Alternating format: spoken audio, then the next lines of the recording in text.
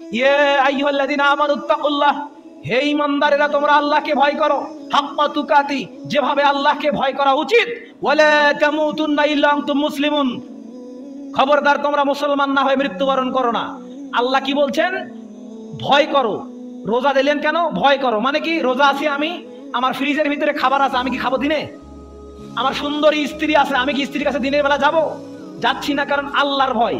এখন আল্লাহ বলছেন এরকম ভয় আমাকে করো, আর এরকম ভয় না অর্জন করা পর্যন্ত তুমি কবরে যেও না। এবার বলেন তো, যে রোজা থাকার পরও ক্লিন শেভ করি আমি কি আল্লাহকে ভয় করি? যে রোজা থাকার পরও আমি মিথ্যা কথা বলি, আমি কি আল্লাহকে ভয় করি? রোজা থাকার পরও আমি ওজনে কম দেই, খাদ্যে ভেজাল দেই, তাহলে আমি কি আল্লাহকে ভয় করি? রোজা থাকার পরও আমি ইমাম সাহেব হয়ে মিথ্যা কথা বলি, আমি কি আল্লাহকে ভয় করি? রোজা থাকার পর আমি গীবত করি, আমি কি আল্লাহকে ভয় করি? এগুলো কি আল্লাহর ভয়? এগুলো আল্লাহর ভয় হলে তাহলে রোজা কাকে বলে?